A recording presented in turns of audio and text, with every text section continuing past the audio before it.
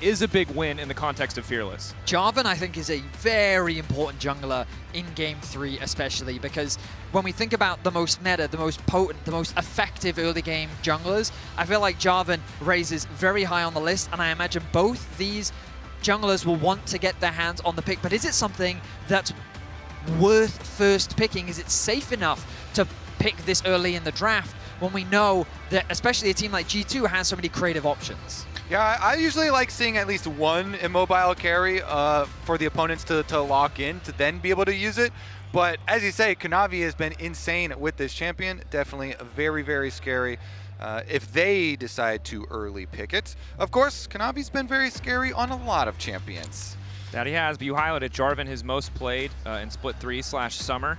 And a lot of the mobile AD carries, off the board. Well, Ezreal is the biggest one, right? Kaisa as well, yeah. so. Yeah, Trundle is still available, so that one's definitely pretty high priority. Sion also up, which means we may be in a situation where, an early Trundle denies or at least warns against an early So Sion. this could be the Kled Trundle type of draft that we could see from G2, depending on how confident Top Esports is to blind pick the Sion. And I think picking the Trundle is a really smart adaptation, because then it deters the Sion pick away from G2, and it still allows Top Esports to get it for themselves. G2 is an awkward position to be in, right? Sion has been so consistently high value, kind of, unless you can 100% shut him down in the early game, which is technically what TES did to G2 in that first match in Swiss. This is a champion that feels kind of this inevitable front line that will be hard to deal with, but with a Trundle locked in, G2 may be forced to give it away. Poppy also got through the bans this time around, so as we progress and we start to see, dash carries actually picked up, gonna have to remain cognizant there, see if they decide to get that powerful pick. All right, we get a pushing bottom lane here. And it seems like the read that you had, Vedi, talking about pushing lanes, lane dominance early on, and this could be big. Locked in, cast your minds back, 2024 MSI. It was Yike on this IVern. Double AD carry compositions for G2, and Top Esports helpless from minute one. Cast your mind back a few hours. We were in the back room saying, wait, does SkewMond play IVern? We were going back to the logs. Yeah, he's got a few I mean, I was just going to pretend we knew that. I wasn't going to go back to like, wait, does he play But it? I mean, I didn't expect it in Game 3. I saw that Trundle and my instincts immediately went to, I think IVern could really be good here, just because it facilitates this idea of a strong pushing bot lane. But I don't think Top Esports have responded poorly by going for the Ezreal Karma. They've gotten a bot lane duo that can look to match this Caitlyn with good range, good safety, and good wave clear. IVern is one of the champs that's always so annoying for Trundle, though, because it does have so much CC that can lock him up. Now, if you are an OG fan of Labrov, you love to see this Thresh. If you are a 2025 fan of Labrov, it's been cursed. Multiple high-pressure LEC finals in clutch games, the Thresh was brought out. It failed catastrophically. Not entirely because of the pick, but this is a massive sign of confidence for the G2 support, and we're going to have to see if it pays off. Wow, okay. A lot of trust being given to Labrov. He wants to play a champion that he is extremely comfortable on it. He has a long history on it, and we'll see how it performs. Where are you on that scale, Vedius? Pessimistic. Okay. I think that Thresh is just kind of a bad champion, if I'm being really honest. That's my guy. That's my guy. Yep. And I think that Karma just has so much poke. The problem for G2 right now is the lack of lockdown, I feel like, that they need for a champion like Ezreal. And for Top Esports, I think that they just want to try and stack up the range. They want to make it as difficult as possible for G2 to close that gap. The question is, what direction do they go? I think removing the Sion is a good adaptation. The Jack's a comfort pick for Broken Blade on the top side, also removed from Top Esports. And you can see how the approach, G2 trying to remove some of the more traditional standard meta things that can just be synonymously strong with a lot of what Top Esports already have. Top Esports really targeting some of these comfort picks, the LeBlanc, the Jax. I wonder what else to look to try and remove from G2's pool. Yeah, I mean, TES are showing pretty dang good poke comp, and so poke comps are worried about the hard engage, so Kled definitely makes sense with all those Kled comps that G2 did run. But Trundle Pillar with Karma and Ezreal is like a shooting gallery of poke damage towards the mid game. See how effective they can be with it. Root Collars and Death Sentences from the side of G2 are pretty easy to dodge when you've got the extra speed that TES have. Nope.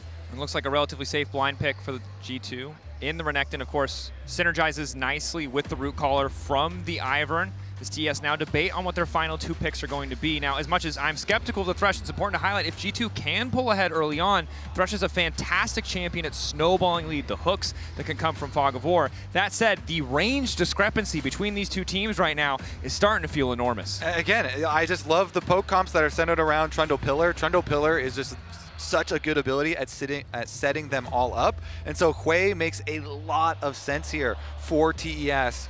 We have seen 369 with amazing Aatrox. I mean, we saw it in the Swiss game. We ran it side by side with the Shy replay that we all know is seen a lot of cursed. Aatrox, okay? And I'm just saying, they looked pretty much the same. They only had 2 different champions in their first game here in Swiss versus G2. Instead of the Hui, they had Orianna. Instead of the Ezreal, they had the Yunara. But really? Caps' Sylas into this much range does... You know what? I question the Lucian. Great pick from Caps. I mean, what you've got is... IVern has a lot of champions to support, whether it be Caitlyn on the back line or Sylas/Renekton on the front line. Sylas both and Renekton are great skirmishes in their ability to threaten backlines, into work together and lock down a target and make it difficult for them to play. But again, top esports have a huge amount of range. And I've always thought one of Renekton's biggest struggles is closing that gap against champions like Hui and like the Ezreal. Yeah, I favor top esports side here pretty heavily. Them having really good poke damage, really good speed discrepancies here. I feel like the pressure on G2 was to pick something that is going to be able to close the distance and get the engage. And that is going to be difficult for them to accomplish. They have the Sylas, they've got the Renekton, the root caller. Still going to be so hard for them to get on top of these key targets. And again, game 1, all about early domination. Game 2 for G2, the same, through that Lucian Bard. Game 3, the advantages in lane have often been the key component of who comes out on top. It has not been about late game scaling or team fighting. It's been about massive early leads, and G2 may need to find one again if they want to fire back in this game 3. 1-1, game 3. After the first game, the hope died a little bit for EU fans, but then G2 bounced back, and we find ourselves in a tense series. Winner of this will go to match point. Will be one step closer to the semifinals at Worlds, while the other will fall further behind and closer to being sent home. G2 with position on the bot side of the map. We have to bear in mind the split map. Both AD carries want the support of their junglers. They'll be contesting for that push, and we'll see if either side try and fight for early enemy jungle control. Let me remind you, in the game in Swiss that they did play, Kanavi absolutely ran the early game with the Trundle. He had really good pathing down towards the bottom side. He helped out JackeyLove with the dive, and so it's kind of a flip of what G2 just did to them. We'll see which team can pressure on the bottom side. If this Ezreal plus Karma poke damage is going to land in the early stages, then it should be TES here setting up for a similar game plan. And it is important for TES to find those early leads, because as much as they have the range advantage, G2 have a lot of CC. They have a lot of tools. If they find a lead, make it very easy for them to play out the fights. TES need to be clean on the movement, need to pick the right angles. Early lane should favor them.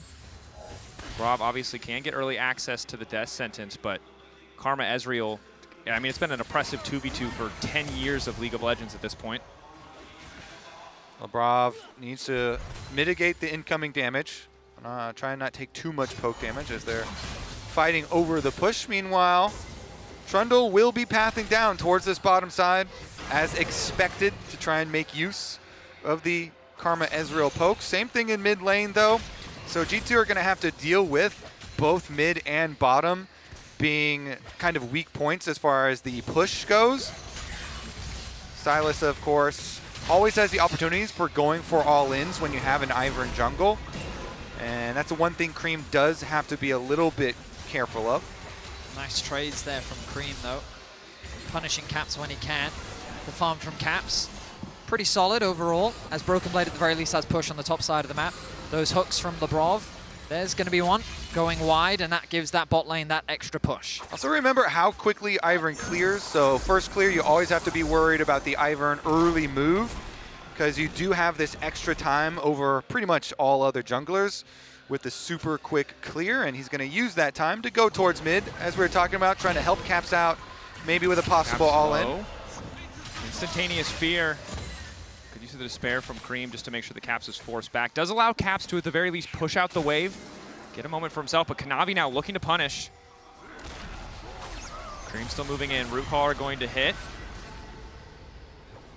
It doesn't quite connect. G2 are able to walk away, but obviously playing a little bit on the edge there because Trundle can do so much work in those early skirmishes. And the other part of this is that you know this IVern's been chased up to the top of the map. So that allows Hong and JackeyLove here to continue to try and throw out some poke and try and wear down on the Caitlyn and Thresh extra potions that they have. Currently, Labrov is dry on potions. No more sustain left for him for the Thresh. And that's the one that's going to be in pain as they continue to focus. Early back coming through from Caps as he'll TP back into the middle lane. Creme, once he clears out this wave, I imagine will look to do the same thing. Hook! Hook connecting, forcing a cleanse out from JackeyLove. Now that trap combo is scary, so he wants to avoid as much damage as possible. Now, SkewMond making his way top lane. Blake can just leverage the stun here. Infernal Chains do pull him back, but it might not matter. SkewMond, decent damage now coming in. The shield, extra slow there. Broken Blade still waiting for that cooldown, though. Might not be able to finish it. Does not want to go under tower. One more auto, and SkewMond manages to seal the deal. Beautiful CC combination. Renekton stun into Root Caller from the IVern, and G2 grab first blood again. I really didn't think that Broken Blade would actually have the damage to secure that kill, but they're just able to secure it. Caps misses out on the cannon minion as Creme with fantastic pressure in the 1 versus 1. Hong now hovering around mid lane. Trundle isn't that far behind either. Severing Bolt, a mantra Q to come over the wall perhaps, so they spot Caps. They see SkewMond as well, so they decide not to risk it. Instant flash comes in, of course. IVern, pretty obnoxious champion to try and counter jungle. Yep. When he has that smite available, there's not much that you can really do. But Broken Blade on this Renekton now in a great position. We know that when this champion gets a little bit of a lead, it becomes very difficult for his lane opponent to reclaim control over the wave. And so getting that Renekton ahead early, a nice advantage for G2 that should set up Broken Blade for success. Yeah, if G2 can get their front line ahead, having the empowerment of IVern, then they can really bully this TES squad. Something they have to be very careful of. Again, they get the resets right back out. You get the early Dark Seal plus your Lucidity boots here. So SkewMond definitely set up to make some of these counter plays. If him plus Labrov can clear out the vision through River to allow these roams back and forth. Hansama, flash forward from Hong, looking to lock him down with the root and still manage to connect as Kanavi moves in. That's the pillar locking him in as well. JackeyLove's W going a little bit wide here as Hansama tries to back out with the lantern, denying the play. Labrov ready to body block as well as Creme is moving forward, has access to the ultimate, the spiraling despair. Labrov still frontlining SkewMond, the shields. Going to keep him standing for now. Labrov is forced to flash away. TES with control of the bot side rivers. There's an all-in top. Dominus already used by Broken Blade. 369 on the way out with the Whirlender. Should just be able to walk it off. That priority on bottom lane, though, is going to result in full river control for TES. Kanavi goes off of the dragon to look towards mid instead, but there's no flash on Labrov. Kanavi now level 6. Caps level 6 as well, moving in right into Creme. Might be able to find the 1v1 as Kanavi now starting to run. Caps can just take the ulti away and look to finish the kill. Kanavi forced to use the subjugate to stay standing. Creme debating if he wants to commit to this, but it's Hong and JackeyLove on the way in. Caps, quick dash out with the abscond. We'll just be able to retreat, but both sides fishing for these angles, looking for these plays. I really thought Caps would commit harder, but he has much better map awareness than I do, realizes that the bot lane of Top Esports is ready to collapse. They can probably collapse quicker than he would be able to get that kill and get out. So instead, G2 choose to disengage. A lot of respect being shown towards Top Esports. He's going to steal the Karma ulti just to connect the Mantra Q to interrupt Creme's base. Nice little play there from Caps. He's not really going to have much mana, though. This cannon wave going to force Creme to stick around for a little while longer, as it's actually bought time for Hansama to make his way towards mid. Labrov going to use the Lantern to bring Hansama into mid lane that much faster. Only looks like a single melee minion. Not even that will get denied, so good lane assignments from G2. Good use of the Lantern once again. It was a scary situation in the river there, hung with great awareness that that tether range, as long as he flashes early enough, Hansama wouldn't be able to escape from. And in conjunction with Kanavi, it was so close to getting a big kill onto Hansama, but as you highlighted, Drakos, the use of this lantern, something we haven't seen, it feels like in years, coming to full effect here in Game 3 of this best of 5. And the other big thing is, while Thresh can be a very feast or famine champion, if you're the team who gets to set up first, he can feel so powerful. Yeah, same thing for Caitlyn and the Caitlyn traps. Nice little brush line here is going to allow the quicker stack up as well. Lantern safety is still there. Nicely done from G2. All 3 grubs acquired. A bit of a misplay there, though, as Hansama and... Broken Blade. Gets the cleanse out of JackeyLove, but both SkewMond and Hansama were in awkward positions there. SkewMond loses his flash as 369 ulties. And then they're traded. Infernal Chain's mish, and 369 doesn't want to push any further. Cap's going to quickly get away to safety. Has the TP available very soon. Keep your eyes on the minimap, though. The rotation is going to come through from G2. This time around, it looks like they want to send Caps back to mid. They want to have Hansama go and catch that top wave. Dragon, it seems G2's more than happy to concede, as 369 is now fighting up against the G2 bot lane. In respect to Broken Blade, this man is clearly very comfortable getting the short end of the stick, as he now likely has to lane against the Karma Ezreal, but instead, Top Esports don't want to stick around, don't want to push any advantage there, instead want to match lanes with G2. It's a moment of indecision. They did start the recalls, but they will now opt to stay in the bottom lane. Hansama and Labrov do their best to pressure 369 out, try to maybe get some of these plates down. Kanavi hovering the bot side of the map, knows that JackeyLove and Hung are in a position to get ganked, but also gives him an opportunity to invade. Subjugate available.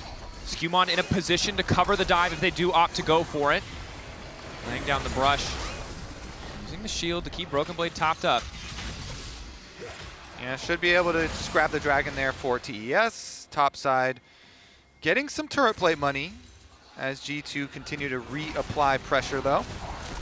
I think Top Esports know that with the pressure they have in bot, the wave clear they've got in mid, there should be an uncontested objective. IVern hovering around mid lane means that 369 shouldn't feel like he's in too much danger. Hansama and Labrov will just fish for poke, and you can see the Ezreal ultimate as well. Coming through the top lane, trying to thin out that wave, also threaten G2's bot lane in the event of the dive, but Hans is more than happy to just play for plates right now. And despite a difficult first few levels, right, where JackeyLove and Hong are able to put all that pressure down, Hansama and G2 have been able to bring themselves back in this game. It's a 200 gold advantage, but perhaps a bit too keen to take away some of these camps. Labrov is there with the lantern. Can it get him out this time? The answer is no. SkewMond gonna fall, but gonna go move with the fancy footwork just in time for JackeyLove to snipe out the kill. The triple wards dropped, plus extra bodies on top of the lantern. Good luck clicking that thing. Zoom in all you want. SkewMond takes his own root collar into his death at the Gromp. Yeah, really a big misplay there from SkewMond. He doesn't respect Top Esports' likelihood to swap to try and match this bot lane. And he ends up getting punished for it. Hung in a great position. And for now, Top Esports, they have advantages in terms of gold on the bottom side of the map. JackeyLove picking up that kill, very valuable for this Ezreal as he continues to work towards that Trinity Force. And while Broken Blade does have a decent individual lead, 300 gold, 369, now level 9. Big break point for the Aatrox. Maximum rank of the Darkened Blade allows him to just essentially spam it infinitely. Individual matchup is going to be a bit more difficult, and G2, we know what they can do when they find those root collars. They have this short-range composition if they get the setup, but it's still hard for them to find those angles if they're not pushing out these waves first. However, Hansama remains a thorn in the side of TES in the top lane. JackeyLove not in a great position to all in, and so just has to accept being pushed in. You'll notice an experience difference being built up between the two supports. Labrov, a few more minions, and that will give him level 6. There it is now secured, but Hung has spent a lot of time hovering around JackeyLove to get what farm he needs. Kanavi running into SkewMond. Pillar not going to stop too much here. SkewMond just lays down another brush to keep the vision.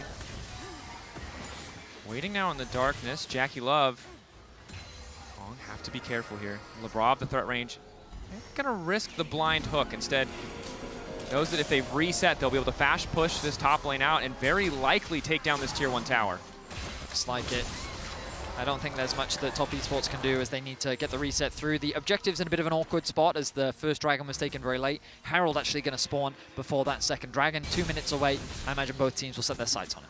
TES hitting their double Trinity Force spike for both Trundle and Ezreal at the moment as well. With these first item completions starting to come in across the Rift. Kanavi little hover here shouldn't result in too much, but maybe Creme can get a little bit of extra pressure.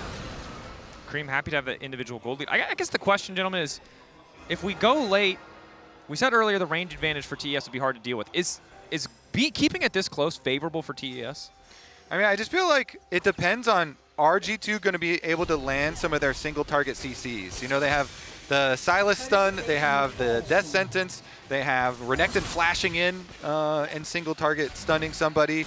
And then Caps, if you're looking at him stealing an ultimate, is he going to, you know, try and steal a Hui ultimate to try and make use of the big AoE slow? TES, I feel like they should be able to just keep up pressure. And they are at least going to trade top side for bottom side pressure. Trading sides of the map, of course, Trundle, a terror on those towers. And while there's a lot of tools to protect Han Sama, not quite able to work through that objective quickly, even with the power of 3 grubs from the plays early on. And I think Top Esports want to keep this going. Even with the grubs advantage that G2 has, they're going to commit to the recall. Broken Blade really can't afford to approach the wave. He has his ultimate to try and protect it, but Creme is on his way as well. TP committed. Creme first on the move as well. I think sees the TP and all of TES just call the play off. Labrov still looking for a bit of a hook here, but just posturing. Not going to be able to find the angle. TES playing really well on that side wave to force G2 to respond. And a nice catch from 369 as well. He's already going to get the push out. G2 have committed 5 members to the top side. They wanted to use the redemption to interrupt the back, but the prediction of where they were didn't quite come through.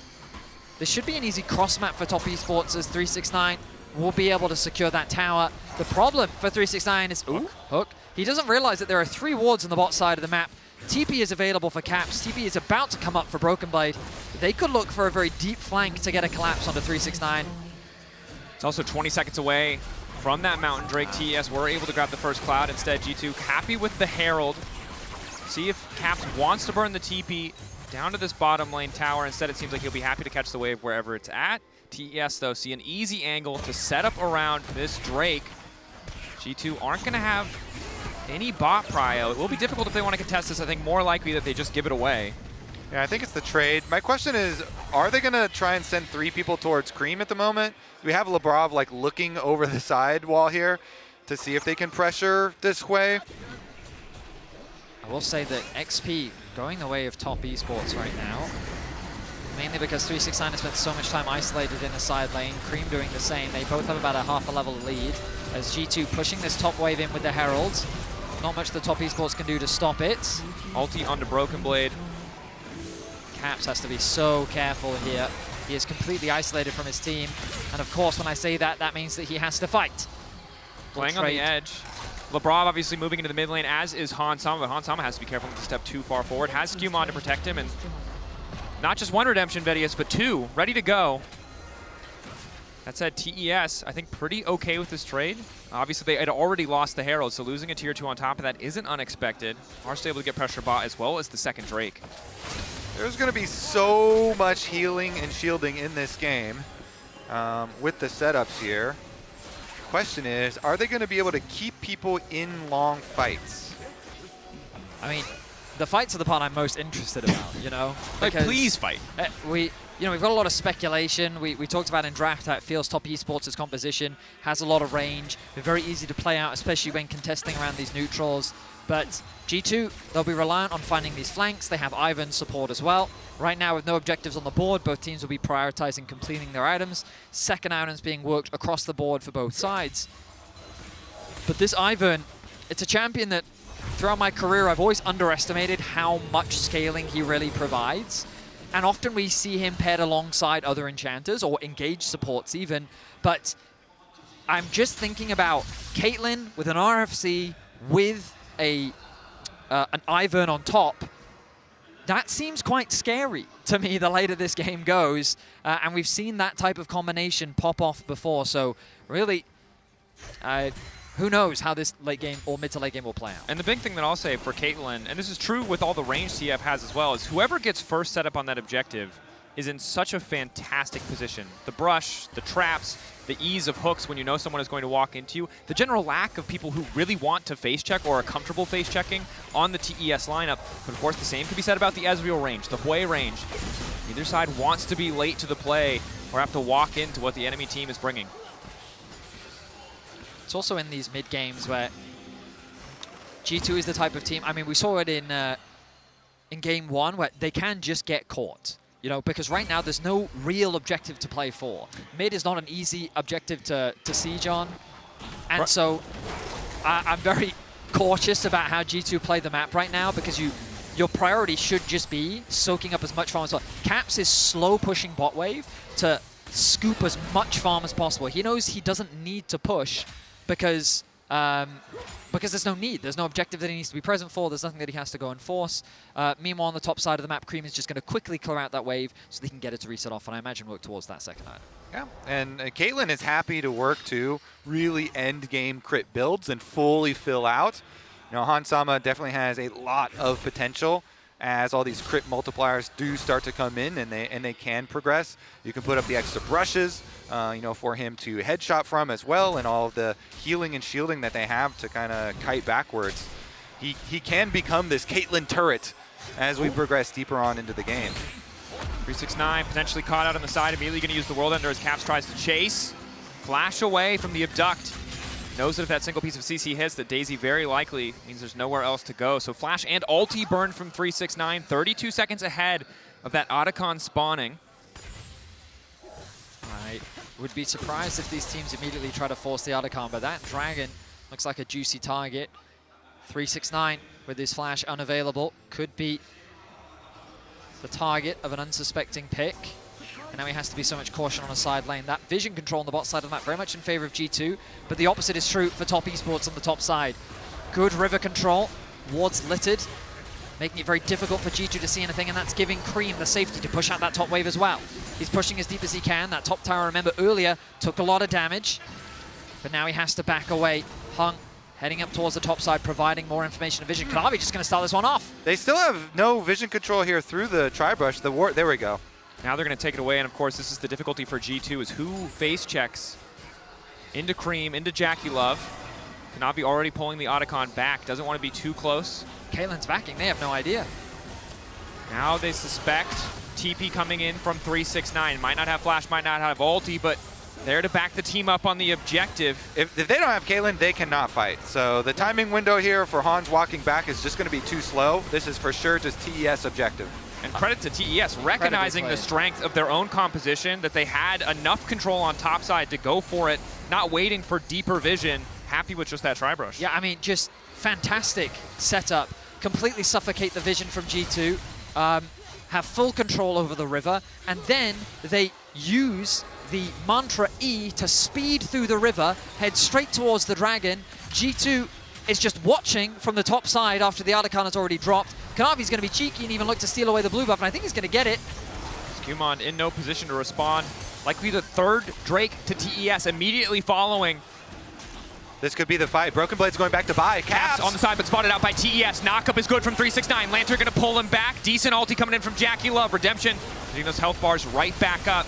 TES pull away from the Drake, but Kanavi wants to fish for more. Pillar down in the mid lane, won't have much effect. Hook connecting onto Hung, but Labrov stuns himself to throw it down, and it's a severing bolt from the skies to knock him down. Caps will fall as well as JackeyLove fearlessly shifts forward. The JackeyLove engage. He will arcane shift into your face, and they take down Labrov, they take down Caps, and they will take down the Dragon. Top esports are playing with their range flawlessly. G2 cannot approach at all. They suffocate G2 away from the vision, they take apart their HP, and they catch Caps out of position. And this is why we thought this Thresh could very well be a liability. You can just arcane shift right on top of him as long as you have confidence to dodge the hook shot. But it started out with Caps being the one that was a bit of a liability here. No flash, chunked out, so they know Sylas is out. This is our opportunity to just pounce. Labrov, he's looking for a hook. He does connect it onto Hung, but then It's an easy chase down from JackeyLove and Creme. They secure a pick, they convert it into another one. And again, like, the question comes back, how does G2 even really start these fights? And the way is, they have to be on the objective first. They need to be the ones forcing their opposition into them, controlling that space. But they haven't been able to do that this game as Top Esports goes to Soul Point. Can they find a surprise pick? Root Collar over the wall. Broken Blade immediately going to stun him. So much damage. Barely gets a chance to push the sub to gain. And likely still going to fall. The shutdown is there. 369 running, but the second Root Collar crucially does not connect. So G2 going to be happy with that single pick. TES can push mid as a countermeasure, but honestly, yeah, whenever you're in doubt, go into the enemy jungle and look for a pick. They do find at least one here. Some money back getting Kanavi, but it's a little bit late. Also able to grab the flash, using the Daisy to siege the tower here, but without more threat onto Creme, pretty effortlessly deletes these waves. Daisy gives them a few more autos, but Hansama can't afford to stick around, so the tower low, but they're not going to be able to grab that additional gold. Yeah, he can't finish that one off, but Creme quietly been farming away this game. He has a 1.1k gold lead over Caps. The Horizon focus giving him all that extra damage. Ezreal ulti not going to interrupt any backs, but this Ezreal just continues to get stronger. Appropriate, given the skin. And I want to go back to what you said earlier, Betty, because you called out something that I think we haven't seen yet, which is neither side getting picked off too much. I think arguably Labrov's hook did catch him. And now it's eyes on G2 because they can't, if anyone gets caught on a side lane, the Baron is gone.